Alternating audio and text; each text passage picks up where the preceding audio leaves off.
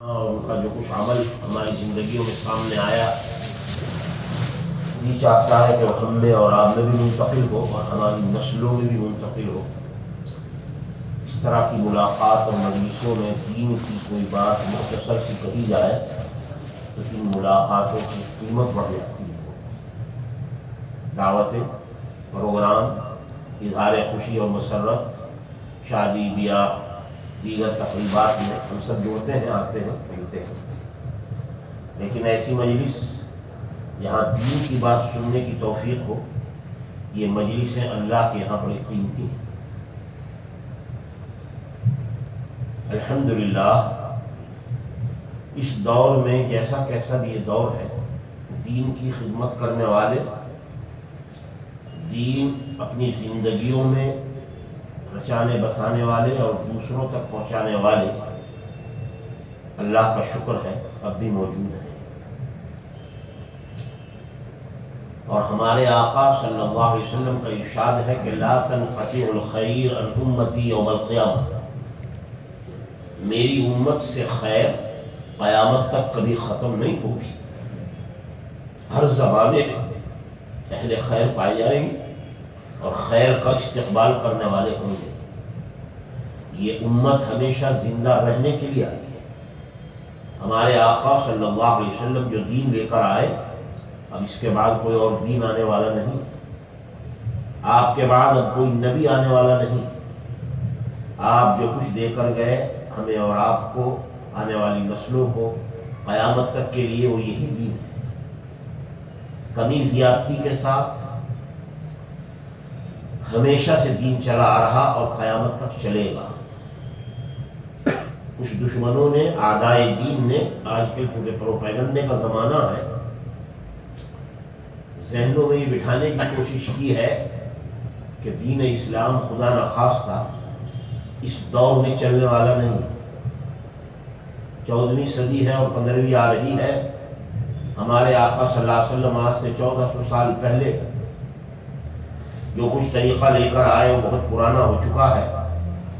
نعوذ باللہ شاید یہ دین آگے آنے والے زمانوں میں لوگوں کے کام نہ آئے، حالانکہ احادیث شریفہ کے دیکھنے سے اور مطالعے سے معلوم ہوتا ہے کہ دین ہمارے آقا صلی اللہ علیہ وسلم کا قیامت تک باقی رہے گا، اور کمی کے ساتھ ہی نہیں بلکہ ترقی کے ساتھ رہے گا ہر زمان، حالات کے اعتبار سے، مقامات کے اعتبار سے، لوگوں کے اعتبار سے۔ کہیں کچھ کمی زیادتی ہو جائے امر آخر ہے، مگر حضرت نے جو بشارتیں دی ہیں اور دین کی خدمت کرنے والوں کی جو حوصلہ افزائی کی ہے، اور ہمیں اور آپ کو جو کچھ سبق پڑھایا اس دین کے بارے میں، وہ یہ کہ یہ دین ہمیشہ چمکنے کے لیے آیا، حتیٰ کہ حضرت نے ارشاد فرمایا کہ ایک زمانہ آئے گا لا يبقى بیت مدر ولا وبر الا ادخلہ اللہ الاسلام بعز عزیز او ذل ذلیل، او کما قال صلی اللہ علیہ وسلم۔ پورے عالم اور دنیا میں کوئی کچا اور پکا مکان باقی نہیں رہے گا، شہر ہو یا دیہات ہو، جہاں اللہ میرے اس کلمے کو داخل نہیں فرمائے۔ کلمہ ہر جگہ پہنچے اور اس کلمے کے ماننے والے ہر جگہ ہوں، بلکہ یہ بھی ارشاد فرمایا ہمارے آقا صلی اللہ علیہ وسلم نے کہ ایک زمانہ ایسا آئے گا کہ دنیا میں دین 100% زندہ ہوگا۔ انداز لگائی کس طریقے سے دین کی خدمت کرنے والوں کے لیے حوصلہ افزائی کی باتیں اور حضرت نے بشارتیں اور خوشخبریاں دی ہیں۔ ارشاد فرمایا ہے کہ ایک زمانہ آئے گا 100% دین زندہ ہوگا، اور جب 100% دین زندہ ہوگا اللہ کی خیر و برکتیں زمین و آسمان سے 100% دنیا میں آئیں گی، 100%۔ تو اس لیے دین پر چلنے والوں کو، دین کی خدمت کرنے والوں کو، دین کے لیے محنت کرنے والوں کو ہمیشہ ہمارے آقا نے یہ حکم دیا کہ وہ حوصلے کے ساتھ اپنے اس دین کو اور اس دولت کو سینے سے کچھ مزاج آج کل ایسا بنا ہے کہ ہم دوسرے کے دین کی فکر زیادہ کرتے ہیں، اپنے گھر، خود اپنی ذات، اپنے ماحول میں دین کتنا زندہ ہے اس کی طرف دھیان ذرا کم جاتا ہے۔ اس لیے آیات شریفہ میں، قرآن پاک میں ہمیں آپ کو اور دین پر چلنے والوں کو یہاں بہت ساری تنبیہات اور ہدایات دی گئی۔ ایک ہدایت یہ دی گئی ہے کہ ہر شخص کو اپنی ذمہ داری کا احساس کرنا چاہیے، ہر شخص اپنے کو ذمہ دار سمجھے۔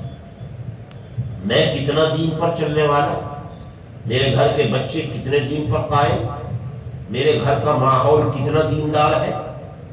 ہمارے آقا صلی اللہ علیہ وسلم اپنی احادیث میں بھی فرما کر گئے اور قرآن کریم میں بھی ایک آیت شریفہ اللہ تعالیٰ نے نازل فرما کر ہمارے لیے اور آپ کے لیے بڑی زبردست تنبیہ فرمائی۔ ارشاد فرمایا، اعوذ باللہ من الشیطان الرجیم، بسم اللہ الرحمن الرحیم، یا ایھا الذین آمنوا علیکم انفسکم، علیکم انفسکم، اے ایمان والو، سب سے بڑی کامیابی کا ذریعہ یہ ہے کہ تم اپنی ذمہ داری کا احساس کرو، اپنے کو مضبوط پکڑ لو، اپنے کو دین پر چلنے چلانے، دین پر عمل کرنے میں جو کوتاہیاں ہیں ان کا خیال اور دھیان۔ دوسرے الفاظ میں یوں کہہ لیجیے، احتساب نفس، اپنے نفس سے حساب لینا، اپنے نفس پر ہم دین کے اعتبار سے کتنا قابو یافتہ ہے، ہم اپنے گھروں میں اپنے دین کو کتنا زندہ کیے ہوئے ہیں۔ آپ یقین جانیے کہ اگر ہر شخص اپنے احتساب کے اعتبار سے فکر مند ہو جائے، شہر کا ہر گھر اور ہر گھر والا اپنے دین کی فکر کرنے والا، اپنے گھر کے دین کی فکر کرنے والا بن جائے، تو آپ بتائیے شہر میں کوئی گھر بے دینی کا قائم ہے؟ الحمدللہ دعوت و تبلیغ کے اعتبار سے، مدارس کے اعتبار سے، علماء کے فیوز و برکات، ان کی جو کچھ تقاریر اور ان کی جو کچھ ہدایات اور ان کا جو کچھ ارشادات ہم آپ سنتے ہمیشہ رہتے ہیں، یہ ذمہ داری ہے دین دوسروں تک پہنچانا، دین کی طرف لوگوں کو لانا، دین کے لیے جو کچھ قربانی دینا۔ مگر حضرات صحابہ کرام کی اگر آپ زندگی کا مطالعہ کریں اور ان کے ایمان کے کمال کا اگر گر دیکھنا چاہیں، اصل اور بنیاد، تو آپ کو یہ نظر آئے گا کہ حضرات صحابہ جیسے بے شک دین کو دوسروں تک پہنچانے میں جان و مال، وقت، ہر چیز کی قربانی لگانے والے تھے، اپنے احتساب نفس میں سب سے آگے تھے، اپنی فکر۔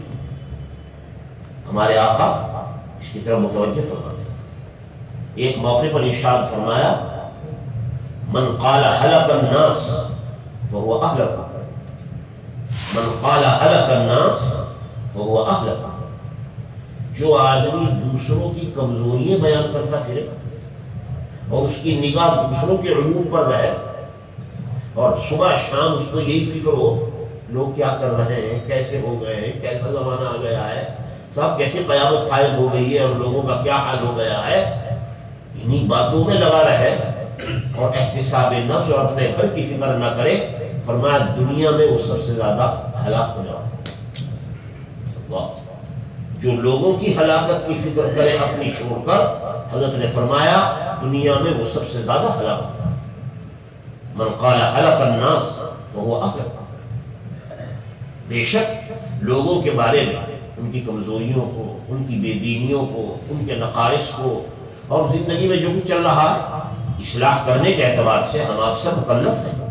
امر بالمعروف نہی عن المنکر یہ اس امت کا فریضہ ہے، نیکی کا حکم دینا، برائیوں سے روکنا، لوگوں کو دین کی دعوت دینا، لوگوں تک دین کی دعوت پہنچانا، یہ امت ہی کا فریضہ ہے۔ لیکن اس کی بنیاد دین کی جو اصل جڑ، ہماری زندگیوں میں جو 100% دین آ سکتا ہے، اس کے لیے حکم دیا گیا کہ اپنی فکر کرو، جتنی فکر اپنی ہوگی دین کا کمال حاصل ہوگا، دین کا کمال۔ آج دین کے جو نقائص اور دین کے اعتبار سے جو ہمارے اندر کمزوریاں ہیں، اس کی سب سے بڑی وجہ یہ ہے کہ ہمیں نہ جانے کتنی فکریں لگی رہتی ہیں، مگر اپنے ایمان و دین کی فکر نہیں. میں اپنے دین کے اعتبار سے کتنا طاقتور ہوں، زندگی کے کتنے احکامات میری اندر، میرے گھر میں، میری بیوی بچوں میں، مجھ میں زندہ اور قائم ہے، اس کا خیال میرا کم ہوتا بنسبت دوسروں کی کمزوریوں کی. حضرات صحابہ کرام کو سب سے زیادہ فکر جو ہوتی تھی وہ اپنے ایمان و یقین کی، اپنے ایمان کی فکر، اپنے دین کی فکر، اور یہی فکر تھا ان کا جو ان کو ترقی کے راستے پر لے. آپ نے سنا حضرت حذیفہ ابن الیمان رضی اللہ تعالی عنہ بڑے اونچے صحابہ میں، جلیل القدر صحابہ. علماء نے ان کے بارے میں لکھا ہے کہ ان کو صحابہ صاحب سر رسول اللہ صلی اللہ علیہ وسلم کے لقب سے پکارتے تھے. صاحب السر، حضرت کے رازدار. حذیفہ ابن الیمان ہمارے آقا صلی اللہ علیہ وسلم کے رازداروں میں شمار. خود فرماتے ہیں کہ ہمارے آقا سے لوگ صبح شام مجلسوں میں، ملاقاتوں میں خیر کی باتیں پوچھا کرتے تھے، اور میں حضرت سے زیادہ تر فتنوں کی باتیں پوچھا. کیا کیا فتنے آئیں گے، کیسے کیسے فتنے آئیں گے، حضرت ان فتنوں سے بچنے کا کیا طریقہ ہے، اس کی ہمیں کتنی فکر کرنی چاہیے. حضرت حذیفہ زیادہ تر یہ باتیں معلوم کرتے. حضرت نے ان کو منافقوں کے نام بتا رکھے اور کسی کو نہیں بتا، ایسی ایسی باتیں ان کو بتا رکھے، اور یہ خود پوچھتے تھے علامات نفاق. حضرت منافقوں کے بارے میں آپ کا کیا خیال ہے؟ کون لوگ ہیں ایسے جن کے دلوں تک ایمان نہیں پہنچا؟ تاکہ اپنی فکر کریں کہ جو علامات نفاق ہیں وہ کہیں میری زندگی میں تو نہیں، ہمارے ساتھیوں میں تو نہیں، اس لیے پوچھا. حتیٰ کہ لکھا ہے امیر المومنین حضرت عمر فاروق رضی اللہ تعالی عنہ اپنے زمانے خلافت و امارت میں کسی جنازے کی نماز میں جب تشریف لاتے، نماز جنازہ میں نماز پڑھانے کے لیے، مجمع میں پوچھا کرتے تھے حذیفہ موجود ہے؟ بتاؤ حذیفہ موجود ہے بھائی؟ اگر کوئی کہہ دیتا خدا نخواستہ کہ نہیں وہ موجود نہیں ہے، پیچھے بڑھ جاتا، نماز نہیں پڑھاتا، کسی اور کو بڑھا دیتا. ان کے نہ ہونے سے یہ سمجھتے تھے، گمان غالب یہ ہوتا تھا کہ شاید یہ منافق ہے، اس لیے اس کی نماز جنازہ میں نہیں آئے. اتنا اعتماد اور ان کے ساتھ اتنا اندرونی تعلق ہمارے فاروق. ایک دن عجیب و غریب واقعہ حدیث میں آتا، ہمارے آپ کے سبق کے بعد خود احتسابی اپنی فکر، اپنے ایمان کی فکر. روایت میں آتا ہے کہ ایک دن امیر المومنین عمر فاروق نے بلایا، میں جانتا ہوں تم حضرت کے رازدار ہو، حضرت نے تم کو منافقوں کے نام بتائے اور بے شک تمہیں بتائے اور وہ نہیں بتائے، لہذا میں یہ جرات تو نہیں کر سکتا، یہ بے ادبی کہ حضرت نے جو نام تمہیں بتایا ہے وہ مجھے بتاؤ. تو حضرت کا راز تمہارے تک ہے، اس راز میں کیسے دخل اندازی کروں؟ حضرت نے بطور راز تم کو باتیں بتائی ہیں، تو بے شک میں یہ جرات تو نہیں کرتا کہ تم سے یوں پوچھوں کہ بتاؤ منافق کون کون ہے اس وقت، منافقوں کی لسٹ اور فہرست کہاں ہے اور کیا کیا ہے. مگر ایک جرات کرتا ہوں، ایک بات پوچھنا چاہتا ہوں. میں یہ پوچھنا چاہتا ہوں کہ حضرت نے جو منافقوں کی فہرست تم کو دی ہے اس میں عمر کا نام تو نہیں؟ یہ بتا، عمر کا نام تو اس نے نہیں. انداز لگائیے، ہمارا آپ کا عقیدہ ہے نبیوں کے بعد سب سے بڑا درجہ صحابہ کرام میں حضرت ابو بکر کا، اور دوسرے نمبر پر عمر فاروق. کیا فرمایا ہمارے آقا صلی اللہ علیہ وسلم؟ میرے بعد اگر دنیا میں کوئی نبی آتا تو عمر فاروق. جی اتنا زبردست اونچا درجہ نبوت کی بارگاہ سے ملا ہوا، مگر اپنے ایمان کی فکر کا کیا حال ہے؟ ان سے پوچھ رہے ہیں کہ میرا نام حضرت نے کہیں منافقوں میں تو نہیں بنا، اپنے ایمان کی فکر. اللہ، آج ہم میں سب سے بڑی کمزوری یہ ہے کہ ایمان کے منافی، ایمان کے خلاف، ہمارے آقا کی تعلیمات کے خلاف زندگی میں جتنی چاہے باتیں ہمارے آپ کے اندر آ جائیں، ہم سمجھتے ہیں ہمارے ایمان میں کوئی کمی نہیں، ہمارا ایمان قابل، ہمارا ایمان پورا۔ جب یہ بے فکری ہوگی اور ایمان کی طرف سے ہم بے فکر ہوں گے، اپنے ایمان کی ترقی، اپنے ایمان کے لیے محنت، اپنے ایمان کو بڑھانے کی، جو صحابہ جو رات دن لگے رہتے تھے، اگر ہمیں یہ فکر نہیں ہوگی تو ہمارے سے زیادہ ناقص ایمان کس کا؟ حضرات صحابہ اپنے ایمان کی فکر کرتے تھے۔ ذرا شبہ ہو گیا کہ شاید جو حالت ہمارے آقا صلی اللہ علیہ وسلم کے سامنے ہے وہ اب نہیں ہے، اپنے اوپر نفاق کا شبہ کرنے لگتے، وہاں کچھ حالت یہاں کچھ حالت، یہ تو نفاق ہے، اس لیے فکر میں پڑو، رات دن یہی دھیان اور خیال حضرات صحابہ رضوان اللہ۔ اس لیے اللہ نے ان کو ایمان کا معیار بنایا، ایمان کا معیار۔ جی کیا فرمایا گیا؟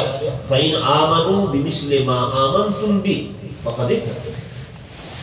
فَإِنْ آمَنُوا بِمِثْلِ مَا آمَنْتُمْ بِهِ، اگر لوگوں کا ایمان تمہارے جیسا ہو جائے، اے صحابہ، صحابہ کو خطاب ہوتا ہے، لوگوں کا اگر ایمان تمہارے ایمان جیسا ہو جائے، فَقَدِ اهْتَدَوْا، سب ہدایت یافتہ ہو جائے، سب کا ایمان کامل، سب کا ایمان مکمل ہو جائے۔ اگر صحابہ جیسا ایمان، کیا چیز تھی صحابہ جیسے ایمان؟ حضرت عبداللہ بن مسعود رضی اللہ تعالیٰ عنہ کا ہے، بخاری شریف میں واقعہ لکھا ہے، ساتھیوں کو جوڑ کر بیٹھ جاتے، حالانکہ اللہ نے علم کے اعتبار سے صحابہ میں بہت بڑا درجہ۔ عبداللہ بن مسعود کیا فرمایا ہمارے آقا نے؟ اگر علم دین سیکھنا ہے عبداللہ بن مسعود سے سیکھو، اس سند میں اگر علم سیکھنا ہے تو عبداللہ بن مسعود سے سیکھو۔ کیا حال تھا ان کے علم کا، ایمان کا؟ روایات میں آتا ہے صحابہ کو اکٹھا کیا مسجد میں کونے اور کنارے میں، فرمایا بیٹھ جاؤ، اجلسو اجلسو احمد سے شاگردوں کو، ساتھیوں کو ادھر ادھر سے سب کو بلا کر پکڑ کر بٹھا کے، اجلس بنا نؤمن ساعۃ، نؤمن ساعۃ، آ جاؤ تھوڑی دیر بیٹھ جاؤ، ذرا ایمان کی باتیں کریں اور اپنے ایمان کو تازہ کریں، ایمان کے تازہ کرنے کی فکر۔ حالانکہ امام بخاری نے، بخاری شریف میں حضرات صحابہ اور تابعین کے بارے میں ایمان کے لکھا ہے، الایمان فی قلوبہم اعظم من الجبل، الایمان فی قلوبہم اعظم من الجبل، صحابہ کے دلوں میں ایمان پہاڑ سے زیادہ طاقت، پہاڑ سے طاقت، اس کے باوجود اگر فکر ہے تو ایمان کی فکر، اسی کے لیے جان و مال، اسی کے لیے وقت، رات دن یہی بنے۔ میرے دوستوں اور بزرگوں، اس دور میں ہماری آپ کی بہت بڑی ذمہ داری ہے کہ ہم اپنے ایمان کی فکر کریں۔ بے شک دنیا میں کھانے کمانے، دنیا کے اندر دیگر تقاضوں کے پورا کرنے کا شریعت نے حکم دیا۔ نماز پڑھنا جیسے فرض ہے، اپنے بیوی بچوں کا پیٹ پالنا بھی فرض ہے، یہ فرائض اور ذمہ داری ہے، مگر ہر ایک کا ایک درجہ اور مرتبہ دیا، ہر ایک کا درجہ اور مرتبہ۔ صحابہ کرام نے ان درجات کا لحاظ رکھا، فرق مراتب، فرق درجات، ہمیں اپنا وقت دنیا میں کتنا لگانا ہے اور ہمیں اپنے لیے ایمان کی کتنی فکر، اپنی زندگیوں میں، اپنے گھروں میں ہمارا ایمان کا کیا حال ہے، رات دن اس کی فکر۔ حضرات صحابہ کرام، ہم نے آپ میں الحمدللہ جماعتوں میں جا کر تھوڑا بہت دین سیکھتے ہیں، علماء کرام سے تعلق ہے تو دین آ جاتا ہے، اللہ کا شکر، مدارس کے اندر بھی کچھ نہ کچھ دینی خدمات میں ہم حصہ لیتے ہیں، لیکن میرے دوستوں بزرگوں، شریعت میں جو مطلوب ہے وہ 100% ایمان ہے، 100%۔ حضرت مولانا الیاس صاحب نور اللہ برکاتہ کا مقولہ آپ نے سنا ہوگا، دعوت و تبلیغ کے بارے میں کیا ارشاد فرماتے تھے؟ ہماری اس نقل و حرکت کا اصل مقصد یہ ہے کہ زندگیوں میں 100% دین زندہ ہو، 100% دین، گھروں میں دینداری، دکانوں میں دینداری، کارخانوں میں، فیکٹریوں میں ہم پہنچ گئے تو وہاں دینداری، اپنے گھروں میں دینداری، اپنے پڑوس میں دینداری، ہر جگہ دین کی فکر۔ اس اعتبار سے ہم انداز لگائیں کہ ہمیں کتنا ذمہ داری کا احساس ہے۔ سب سے بڑی چیز تو اپنا گھر، ہمارے آقا صلی اللہ علیہ وسلم کو حکم دیا گیا قوا انفسکم واہلیکم نارا، اے محمد صلی اللہ علیہ وسلم آپ اور آپ کے ساتھی پہلے اپنے آپ کو اور اپنے گھر والوں کو جہنم سے بچائیں، پھر بعد میں دوسرا نمبر۔ سب سے زیادہ فکر اس کی ازواج مطہرات، آپ کی بنات طاہرات اور ان کی سیرت کا مطالعہ کریں۔ نبی پاک صلی اللہ علیہ وسلم دین کے معاملات میں ہمیشہ ابتدا اپنے گھر سے فرماتے ہیں، یا فاطمہ انقذی نفسک من النار لا اغنی عنک من اللہ شیئا، اے فاطمہ جہنم سے اگر اپنے کو بچانا ہے تو اپنی فکر کرو، نبی کی بیٹی ہونے سے جہنم سے نہیں بچ سکتی۔ بے شک نبی کی بیٹی ہونا بہت بڑی نسبت ہے، تعلق ہے اور بہت اونچا رتبہ مرتبہ ہے، مگر اپنے ایمان کی فکر کے اعتبار سے حدیث میں حضرت نے گھر کے ایک ایک فرد کا نام لے کر یہ حکم دیا کہ تمہیں اپنے دین کی فکر، یا فاطمہ انقذی نفسک من النار، یا صفیہ انقذی نفس، اپنی پھوپھی جان حضرت صفیہ ابن عبد المطلب رضی اللہ تعالی عنہ، والد صاحب کی بہن، اور نہ جانے اس طرح سے اپنے تمام اعزاء اقربا رشتہ داروں کو بلا کر ارشاد فرمایا کرتے ہیں۔ بہت مواقع پر احادیث میں مضمون بیان کیا گیا کہ دیکھو میری تمہاری قرابت ہے اور میں اس قرابت داری کا جتنا ہوگا خیال رکھوں گا، اور حضرت سے زیادہ قرابت داری کا کون خیال رکھنے والا؟ ہر طرح کی قرابت داری، لیکن جہاں تک دین کا معاملہ ہے ہر ایک کو اپنی فکر کرے، ہر ایک کو۔ اگر ہمارے گھروں میں یہ ماحول بن جائے کم سے کم اپنی ذمہ داری، الحمدللہ جماعت میں جاتے ہیں، نمازوں کی توفیق، مسجدوں میں قیام کی توفیق، اور اس کے ساتھ دین کے اعمال پر کچھ نہ کچھ وقت ہمارا لگتا ہے، تو ہمارے اپنے گھر کے جو افراد ہیں ان کی اسی طرف گھر میں کتنے لوگ ہیں جو دین سے وابستہ ہیں، وہ گھر میں جو دین زندہ ہوگا وہ گھر کے افراد سے، گھر کی ماں اور بہنوں میں دین آئے گا، جو بچے گود میں پل رہے ہیں ان میں دین آئے گا۔ اور خدا نخواستہ گھروں کے اندر اگر ایمان کے منافی چیزیں آ جائیں، ایمان کے خلاف ہمارے گھروں میں کچھ باتیں آ جائیں، تو آپ انداز لگائیے کہ ہمارے گھر کا معاشرہ اور ماحول کیسا۔ آج اصلاح معاشرے کے لیے الحمدللہ خوب دوڑ دھوپ ہو رہی، آپ کو معلوم دینی جماعتیں، دینی جمعیتیں، دینی ادارے، دینی تحریکات دنیا میں جتنی ہیں، کوئی تحریک ایسی نہیں ہوگی جو دعویٰ نہ کرے اصلاح معاشرے۔ کوئی ایسا بھی ہے جو کہتا ہوں معاشرے کی اصلاح کی مجھے فکر نہیں، ہر شخص فکر رکھتا ہے، کوششیں بھی ہوتی ہیں، مدارس والے بھی کوشش کر رہے ہیں، دعوت و تبلیغ والے بھی کوشش کر رہے ہیں، دینی جماعتیں الحمدللہ ہر علاقوں میں، شہروں میں اپنی دینی ذمہ داری کا احساس رکھتے ہوئے جو کچھ بھی کام ہو رہا ہے اور جس صورت سے اور جس شکل سے ہو رہا ہے آپ حضرات کے علم میں، لیکن اس ساری محنتوں کے باوجود ذرا آپ تھوڑا سا غور کر کے دیکھیں کہ گاڑی کا پہیہ صحیح چل رہا ہے، دیکھنے سے معلوم ہوتا ہے کہ پہیہ الٹا چل رہا ہے۔ لاکھوں روپیہ، کروڑوں روپیہ اس کے بجٹ، اور اس کے ساتھ ساتھ میں سمجھتا ہوں لاکھوں کروڑوں افراد ہیں جو اصلاح معاشرے میں لگے ہوئے ہیں، لیکن اس کے باوجود جو تصویر ہونی چاہیے قوم کو، امت کی جو تصویر، آپ سب حضرات ناواقف نہیں، امت کی تصویر آپ کے سامنے کیا حال ہے آپ انداز لگائیے۔ 99% لوگ ہم اگر آپ دیکھیں دین سے محروم ہیں، علاقوں میں چلے جائیں، دیہاتوں میں پہنچ جائیں، اور پھر کہیں بھی نہ ہو آپ تھوڑا بہت جہاں مجمع ہے وہاں پہنچ جائیں، بازاروں میں چلے جائیں، مارکیٹوں میں چلے جائیں، پلیٹ فارموں میں پہنچ جائیں، میلے ٹھولوں میں چلے جائیں، اور وہاں مسلمانوں کا حال دیکھیں، نہ شکل سے، نہ صورت سے، نہ اخلاق سے، نہ عادات سے، اصلاحی اعتبار سے سب سے پست نظر۔ اس لیے میرے دوستوں، بزرگوں، ہمارے آقا صلی اللہ علیہ وسلم نے ہم نے آپ میں ہر ایک کو ذمہ دار بنایا، کلکم راعی وکلکم مسئول عن رعیتہ، اے لوگوں تم میں ہر شخص ذمہ دار ہے، اور قیامت کے دن ہر ایک سے اس کی ذمہ داری کا سوال ہوگا۔ باپ اپنی اولاد کا ذمہ دار، شوہر اپنے بیوی بچوں کا ذمہ دار، گھر میں جو بڑا ہے وہ باقی گھر والوں کا ذمہ دار، اور اسی طرح اوپر تک بڑھتے چلے جائیں۔ ہمارے آقا صلی اللہ علیہ وسلم نے اس ذمہ داری کا احساس دلایا اور اس کی ہدایات دی ہمیں اور آپ کو زندگی کے ہر عمل میں اپنے آپ کا نمونہ، اپنا اسوہ پیش فرما کر ہمارے لیے ساری آسانی اور سہولتیں رکھی۔ الحمدللہ دنیاوی لحاظ سے ہم میں بہت سے لوگ کامیابی کی منزلیں طے کر رہے ہیں، اور نعمتوں کے اعتبار سے میں سمجھتا ہوں اس زمانے میں کوئی کمی نہیں ہے۔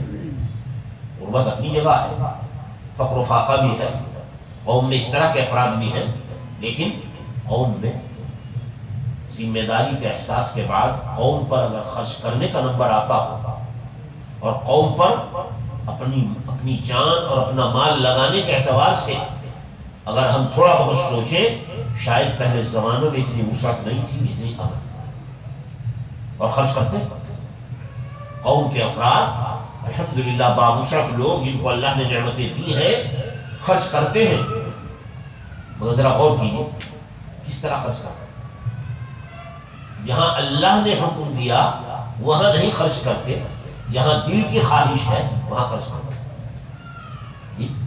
کروڑوں خرچ کرنے والے، ارب روپیہ خرچ کرنے والے آپ کو قوم میں مل جائے، مگر کہاں خرچ کر رہے ہیں؟ جہاں دل کی خواہش، جہاں جی چاہ رہا۔ صحابہ کرام رضوان اللہ تعالی علیہم اجمعین سے نے ایک موقع پر ہمارے آقا صلی اللہ علیہ وسلم سے سوال کیا کہ حضرت آپ دین کے راستے میں خرچ کرنے کا حکم فرماتے، اس کی ترغیب دیتے، اجر و ثواب بیان فرماتے ہیں، کتنا خرچ کرتے ہیں؟ حضرت سے پوچھیں ہم کتنا خرچ کرتے؟ کچھ جواب نہیں، خاموش، یہاں تک کہ وحی نازل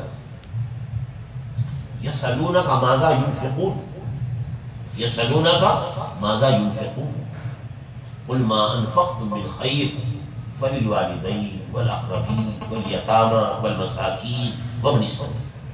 قرآن میں اے محمد صلی اللہ علیہ وسلم یہ آپ سے پوچھنے آئے کتنا خرچ کرو، کتنے کا سوال نہیں، 1 روپیہ خرچ کر رہے ہیں، 100 کر رہے ہیں، 1000 کر رہے ہیں، لاکھ کر رہے ہیں، کروڑ کر رہے ہیں، اللہ تعالیٰ اس مقدار کی طرف متوجہ نہیں، کتنا خرچ کر رہے ہیں، کہاں خرچ کر رہے ہیں یہ پوچھیے۔ قرآن نے مقدار نہیں بتائی، قرآن نے محل بتائی، محل۔ 1 پیسہ خرچ کرو یا 1 لاکھ، 1 کروڑ خرچ کرو یا 1 ارب، مگر کہاں خرچ کرو؟ ضرورت کے موقع پر خرچ کرو، وہ اللہ کو پسند۔ اور بے ضرورت اگر خرچ کریں گے اسی خرچ کا گناہ ہوگا، وہی اسراف، وہی فضول خرچ، اللہ معاف۔ قرآن نے مصرف بیان کیا ہمیں آپ کو بتانے کے لیے، دیکھو انفاق میں اللہ کے راستوں میں جو نعمتیں تم کو ملی ہیں اور اللہ نے اس مال کے ذریعے تمہیں جو ذمہ داری دی ہے، اس احساس ذمہ داری کا تقاضا یہ ہے کہ خرچ کرتے وقت یوں دیکھو کہ میں کہاں خرچ کر رہا ہوں، یہ نہ دیکھو کتنا خرچ کر رہا ہوں۔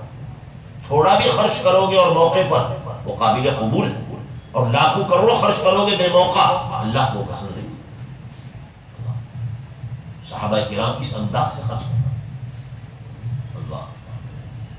حضرات صحابہ کرام کے احادیث شریفہ میں انفاق کے واقعات بیان کیے اللہ، اس سے ان کی احساس ذمہ داری کا میں بتایا کیسی فکر تھی صحابہ کو ہر چیز کی، اپنے ایمان کے بنانے، اپنے ایمان کے کمال کی، اور اپنے اوپر ایمان کی فکر اوڑھنے کی فکر جو تھی جی، انفاق کے راستے سے اگر آپ دیکھیں حضرات صحابہ جیسی مثال نہیں۔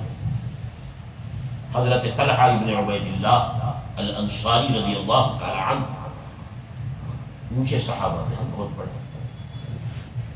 عشرہ مبشرہ میں، اس کے بعد کیا کمی رہ گئی جی، عشرہ مبشرہ ان 10 صحابہ میں جن کو ایک ہی مجلس میں حضرت نے صراحت اور اعلان کے ساتھ فرمایا کہ انت فی الجنت، انت فی الجنت، تو سیدھا جنت میں جائے گا۔ 10 صحابہ کے حضرت کے لاکھوں صحابہ ہیں، لیکن عشرہ مبشرہ 10 صحابہ، حضرت طلحہ ابن عبید اللہ الانصاری وہی صحابہ، اللہ نے مال و دولت دی۔ ہمارے آپ کے ذہن میں آتا ہے صحابہ کرام کی ذرا غریب و فقیر، دنیا کے اعتبار سے بہت پیچھے، بے شک اپنے طبعی مزاج سے وہ دنیا سے محبت رکھنے والے اور دنیا کمانے کی فکر میں نہیں تھے، مگر یہ نہ سمجھنا چاہیے کہ حضرات صحابہ کے پاس مال و دولت نہیں۔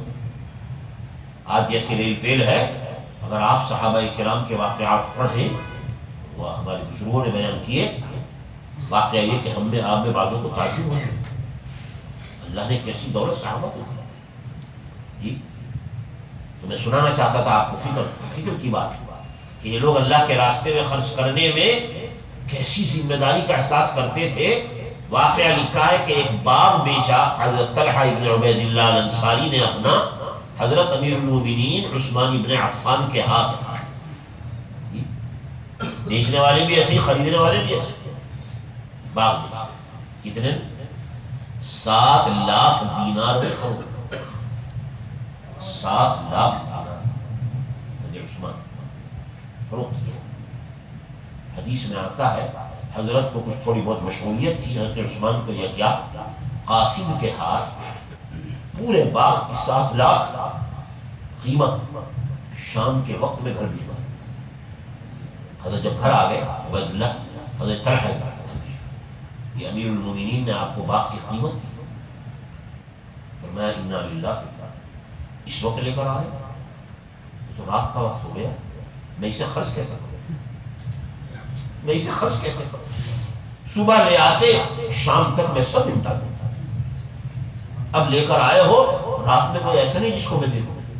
ان کی بیگم بیان کرتی ہے کہ خدا کی قسم ساری رات روتے رہے اس بنا پر کہ یہ رقم میرے پاس رکھی ہوئی ہے، ایسا نہ ہو کہ میری موت آ جائے اور یہ گھر میں رقم رہ جائے۔ صبح ہوتے ہی سب سے پہلے خرچ کرنا،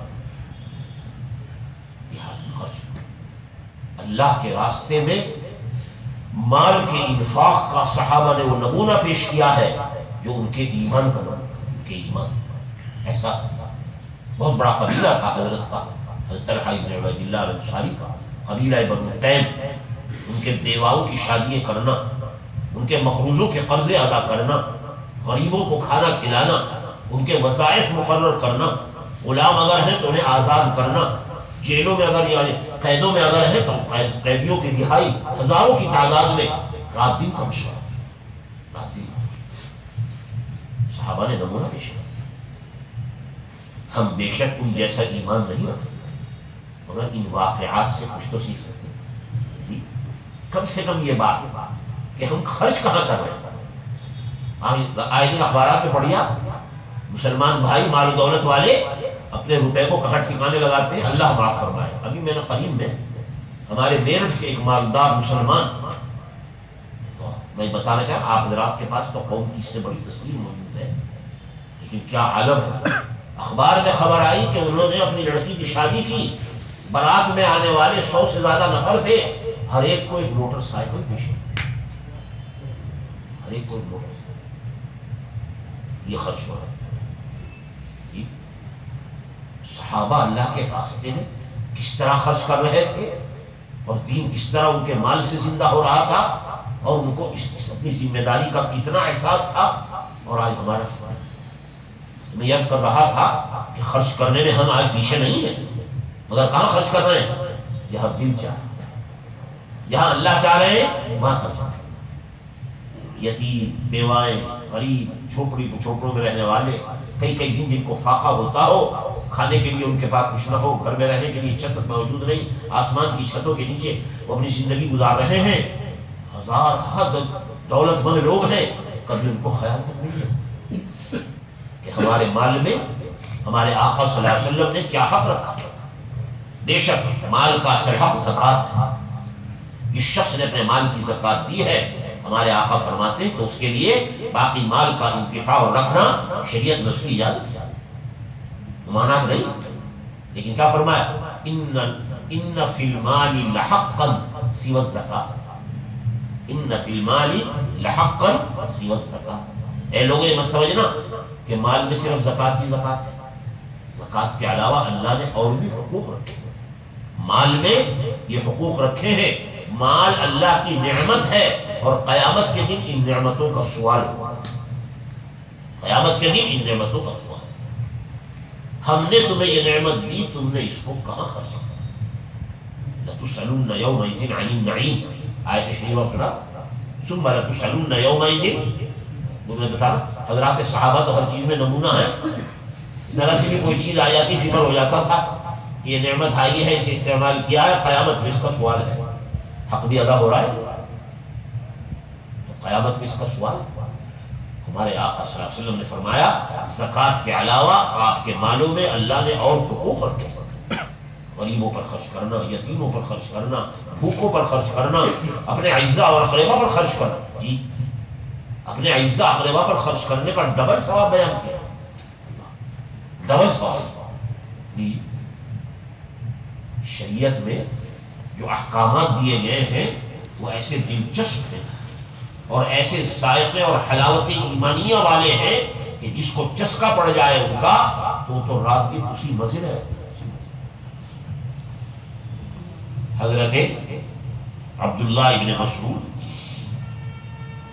جن کی علم کے بارے میں آپ کو سنا رہا تھا اور ذکر کر رہا تھا کہ ایمان کی ایسی فکر تو لے کر بیٹھ جاتے ساتھیوں کو اور فرماتے اجلس بنا نومنس، آؤ بیٹھو ذرا ایمان تازہ کریں گے، ایمان والی باتیں کریں گے، ایمان کی ذرا فکر کریں گے، میرے پاس کتنا ایمان، میری اولاد کے پاس کتنا ایمان، میرے گھر میں کتنا دین کتنا زندہ ہے اور کتنا نہیں، اس کی جو فکر جیسے حضرات صحابہ کو انہی کے بارے میں لکھا ہے کہ ظاہری اعتبار سے بہت ہی زیادہ خالی ہاتھ، کئی دن فاقے گھر میں کچھ ہوتا ہی نہیں تھا، نہ کھانے کو نہ خرچ کرنے، اکثر صحابہ کے اللہ نے صحابہ کو مال و دولت دیا مگر وہ سب لٹانے کے لیے، جی دین پر خرچ کرنے کے لیے، اٹھا کر جمع کرنے کے لیے نہیں۔ ان کے بارے میں لکھا ہے کہ ایک دن عورتوں کی نشست ہو رہی تھی مجلس، نبی پاک صلی اللہ علیہ وسلم عورتوں کو وعظ و نصیحت فرما رہے تھے، اس میں عورتوں کو انفاق کا حکم دیا، انفاق خرچ کرنا، اے عورتوں اللہ کے راستے میں خوب خرچ کیا۔ ذرا عورتوں کے مزاج میں تھوڑا ذرا بخل بھی ہوتا ہے مردوں کے مقابلے میں، اس لیے حضرت عورتوں کو جب کبھی نصیحت فرماتے وعظ فرماتے دین کی جہاں اور باتیں بیان کرتے صدقے کا زیادہ اہتمام ہے، صدقہ کیا ترغیب۔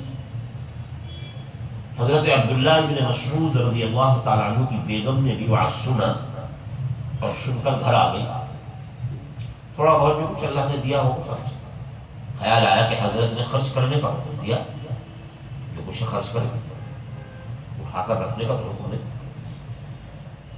خیال آیا کہ یہ میرے شوہر جو عبداللہ ابن مسعود ہیں یہ بھی تو بہت غریب اور بہت ہی ہلکے ہاتھ والے ہیں، اگر انہیں کو دے دو۔ پھر خیال آیا کہ شوہر ہے، اس لیے انہیں سے مشورہ کیا، حضرت نے مجھے کچھ خرچ کرنے کو فرمایا، اندازہ لگائیے انفاق کا جذبہ ان عورتوں میں جو زیادہ مال و دولت والے نہیں، ضرورت کے بقدر تھوڑا بہت جو کچھ ہو اسی میں سے خرچ۔ حضرت نے یہاں تک فرمایا تصدقنا ولو من حلیکن، اے عورتوں صدقہ کرو اور اگر نہ ہو تھوڑا بہت جو زیور پہنے ہوئے ہو یہ دے دیا ولو من حلیکن۔ اللہ کیا حال تھا عورتوں کا، صحابہ کرام کے واقعات کہاں تک سنائے جائیں اور کیسے شوق اور ذوق والے تھے۔ حضرت بلال فرماتے ہیں کہ نبی پاک صلی اللہ علیہ وسلم عید کے دن نماز پڑھا کر مردوں میں وعظ کہہ کر عورتوں کے مجمع میں الگ تشریف لاتے تھے، وعظ فرمایا خطبہ دیا اور وہاں سے بلال کا ہاتھ پکڑ کر عورتیں جس حصے میں ہیں نماز کے لیے آئی ہوئی ہیں وہاں پہنچ جاتے تھے اور وہاں جا کر حضرت صدقے کی ترغیب دیتے تھے، صدقے کی ترغیب۔ مجمع میں عید کے دن بیٹھنے والی عورتیں حضرت کا وعظ سن کر کانوں میں سے بالیاں اور بوندیں نکال کر دیتے۔ عید کا دن تو ذرا زیبائش آرائش کا دن ہے، پہننے کا دن ہوتا ہے، نہ ہو تو کسی سے مانگ کے لے کر پہن لیتے، مگر وہ عیدگاہ میں جو کچھ ہوتا نکال کر بلال کو دے دیا۔ ایسا جذبہ انفاق نبی نے اور اللہ نے جہاں حکم دیا وہاں خرچ کرو، کیونکہ اللہ کے ہاں اسی خرچ پر ثواب ملے۔ اپنی خواہش سے میں کسی جگہ خرچ کر رہا ہوں اس پر وہ ثواب نہیں ہے جو اللہ کے حکم کی تعمیل ہو۔ اس لیے حضرت عبداللہ ابن مسعود کی بیگم کو خیال آیا کہ حضرت نے صدقے کو فرمایا اور مجھے کرنا ہے تو میں اگر شوہری کو دے دوں کیا حرج ہے، ان کا بھی کام بن جائے گا، مجھے ثواب شاید مل جائے۔ مسئلہ معلوم نہیں تھا کہ رشتہ داروں کو دینے کا بھی ثواب ہوتا ہے۔ حضرت عبداللہ بن مسعود سے ہی فرمایا کہ ذرا حضرت کے پاس جاؤ گے ذرا مسئلہ پوچھ لو. کیا مسئلہ؟ کہ میری بیگم صدقہ کرنا چاہتی ہے، میرے اوپر صدقہ ہے. میں اللہ کی بندی، میں اپنے بارے میں خود پوچھتا پھروں حضرت سے کہ میری بیوی صدقہ کرنا چاہتی ہے اور میں لے لوں؟ میں ہی سوال کروں گا. تمہیں پوچھنا ہے تم پوچھو. فرماتی ہے میں چلی گئی حضرت کے گھر پر پہنچا. واہ! میں جیسے ہی گھر پر پہنچی دیکھا ایک عورت پہلے سے کھڑی، ایک عورت کھڑی ہوئی. وحاجتها حاجتی، وحاجتها حاجتی. وہ کیوں کھڑی ہے؟ یہی مسئلہ پوچھنا ہے جو میں پوچھ رہا. اللہ! جذبہ دیکھیے، شوق. ایک عورت کو اپنے ایمان کی، اعمال ایمان کی، اللہ کے راستے میں انفاق کی ذمہ داری کا کیسا احساس، اور آج ہم اس احساس سے خالی. ایک عورت کھڑی ہوئی، پوچھا کیوں آئی؟ یہ مسئلہ پوچھنا ہے. حضرت سے پوچھنا حضرت گھر میں، مگر خیال یہ تھا کہ مسئلہ اس طرح پوچھے کہ ذرا شوہر کا حال نہ کھلے تو اچھا ہے. شوہر کی غربت کا، شوہر کے فقر و فاقے کا، اور بیوی کے اس پر خرچ کرنے کا ایک راز سا ہے. اچھا حضرت کو پتہ نہیں چلے، مسئلہ معلوم ہوگا. کس سے پوچھوا؟ اتنے میں بلال تشریف لائے اندر سے. حضرت بلال وہ ہمارا ایک مسئلہ ہے، حضرت سے پوچھ لیا. کیا مسئلہ؟ حضرت نے ہمیں خرچ کرنے کا حکم دیا ہے، ہم خرچ کرنا چاہتے ہیں، اور یہ چاہتے ہیں کہ اگر اپنے شوہری کو جو غریب ہے اگر دے دیں تو ثواب ملے گا، یا دوسروں اجنبی کو دینا پڑے گا. ذرا پوچھا. اور ایک درخواست ہے، یہ نہ بتانا کہ کون پوچھا، یہ نہ بتانا کہ کون پوچھا. چلے گئے. جا کر عرض کیا حضرت سے کہ حضرت دروازے پر، در دولت پر دو عورتیں کھڑی ہوئی ہیں، یہ مسئلہ پوچھ رہی ہیں کہ اگر ہم صدقہ کریں اور اپنے ہی گھر کے افراد میں جو غریب ہیں اور جو مستحق ہیں ہم ان کو دے سکتے ہیں. سنتے ہی ارشاد فرمایا کون ہیں وہ عورتیں؟ نام بتا. وہ عورتیں کون ہیں؟ روایت میں آتا ہے اتفاق سے دونوں عورتوں کا نام زینب تھا. عبداللہ ابن مسعود کی بیگم کا بھی. سوچا دو کھڑی ہوئی ہیں، حضرت پوچھ رہے جواب تو دینا پڑے گا، چھپ سکتا ہو تو چھپا لوں. میں نے عرض کیا زینب نام کی عورت ہے، زینب نام کی عورت ہے. فرمایا ایو الزیانی، اور یہ بتاؤ کون زینب ہے، تعارف کراؤ اس کا. تب بتانا پڑا امراۃ عبداللہ بن مسعود، عبداللہ بن مسعود کی بیگم کھڑی ہوئی، ان کے ساتھ انہی نام کے انصاری عورت کھڑی ہوئی. یہ مسئلہ پوچھا کہ اگر ہم اس طرح خرچ کریں اس کی قدر و قیمت ہے. ارشاد فرمایا جاؤ کہہ کر آؤ اپنے شوہر پر تم جو صدقہ کرو گی اللہ ڈبل ثواب، ڈبل ثواب، صدقے کا علیحدہ اور صلہ رحمی کا ثواب علیحدہ. علماء امت نے لکھا ہے کہ زکوٰۃ مراد نہیں ہے، کیونکہ زکوٰۃ ان لوگوں پر فرض بھی نہیں تھی.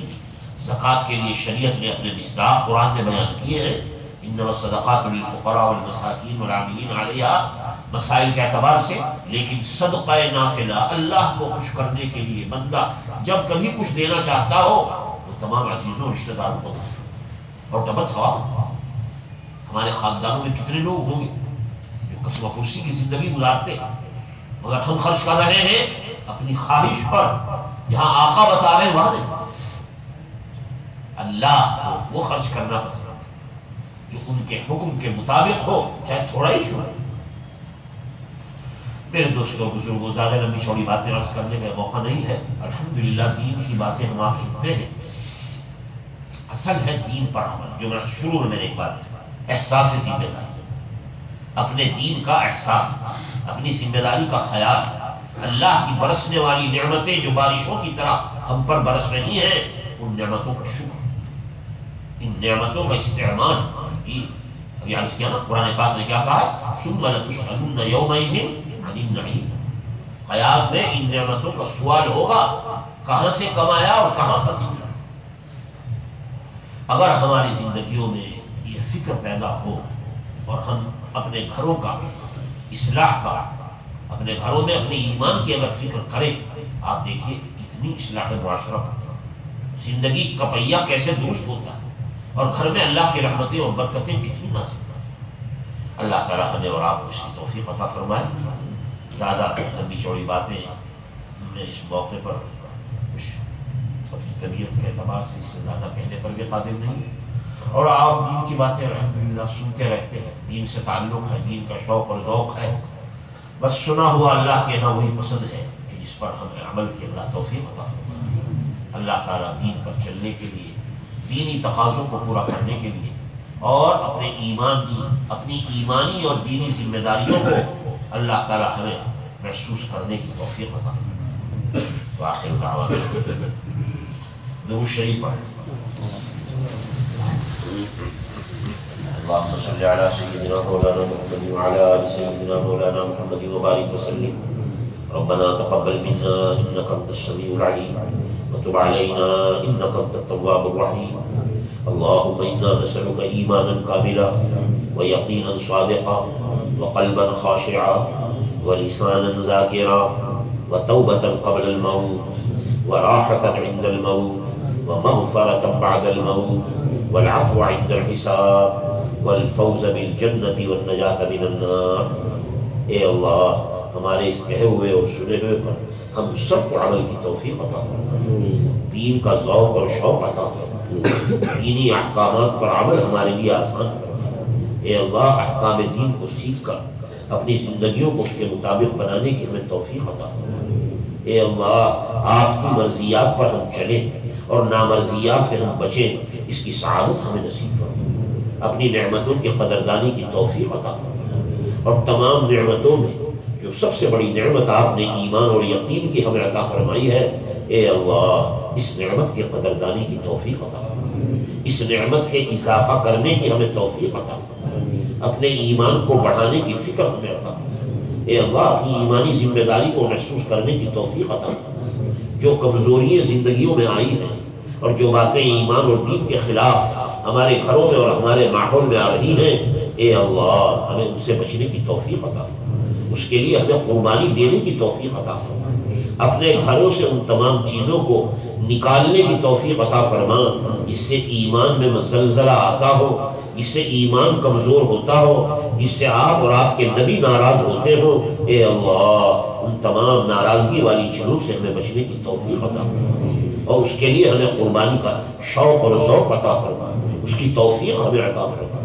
اے اللہ ہمیں بھی دین عطا فرما، ہمارے گھروں میں بھی دین کی دولت عطا فرما، ہماری ماں اور بہنوں کو بھی دین کی دولت عطا فرما، ان کی گودوں میں پلنے والے بچوں کو بھی دین کی دولت سے مالا مال فرما۔ دین کے لیے اور دین کے حاصل کرنے کے لیے اور دینی زندگی گزارنے کے لیے اپنی جان، اپنا مال اور اپنا وقت خرچ کرنے کی ہمیں توفیق عطا فرما۔ اے اللہ ہم میں جو پریشان حال ہیں ان کی پریشانیوں کو دور فرما، اور یہ پریشانیاں جن بدعمالیوں سے آ رہی ہیں، اے اللہ ان بدعمالیوں کو سمجھ کر ان سے بچنے کی توفیق عطا فرما، پوری امت کو توبہ کی توفیق عطا فرما۔ اے اللہ توبہ کی توفیق پوری امت کو اور امت کے ایک فرد کو عطا فرما، گناہوں سے بچنے کی سعادت ہمیں عطا فرما۔ ہم میں جو بیمار ہیں اے اللہ ان کو شفائے کامل عاجل مستمر دائم عطا فرما، جو مقروض ہیں ان کے قرضوں کی ادائیگی فرما، جو ناجائز مقدمات میں پھنس رہے ہیں اے اللہ ان کو بری فرما، ظالموں کو ظلم سے سچی توبہ نصیب فرما۔ اے اللہ مظلومین کی حمایت نصرت اور مدد فرما، جو ناحق جیلوں میں ڈال دیے گئے ہیں غیب سے ان کے رہائی کا سامان فرما، جن گھروں میں لڑکے اور لڑکیاں بے جوڑ بیٹھے ہوئے ہیں اے اللہ ان کو بہترین جوڑ عطا فرما، اولاد صالح ان کو عطا فرما، حیات طیبہ ان کو عطا فرما، خوشگوار دین والی زندگی ان سب کو نصیب فرما۔ اے اللہ ہماری ماں بہنوں میں، ہمارے بچوں میں، ہمارے بوڑھوں میں اے اللہ دین کی قدر و قیمت پہچان کر دین کا کمال پیدا کرنے کے لیے اے اللہ ہمیں اس کی توفیق عطا فرما۔ اے اللہ ہر قسم کی الجھنوں سے، مصیبتوں سے، بلاؤں سے اے اللہ اجتماعی ہو یا انفرادی، گھریلو ہو یا کاروباری، اے اللہ ہر قسم کی پریشانیوں سے ہم سب کی حفاظت فرما۔ دلوں میں حاجتیں ہیں اور آپ ہی جاننے والے ہیں، اے اللہ ہم سب کی جائز حاجات کو پورا فرما، ہماری ضروریات کا غیب سے انتظام فرما، ہر خیر سے ہم سب کو مالا مال فرما، اور ہر شر سے اے اللہ ہم سب کی حفاظت فرما۔ صلی اللہ تعالی علی خیر خلقہ محمد و آلہ و صحبہ اجمعین برحمتک یا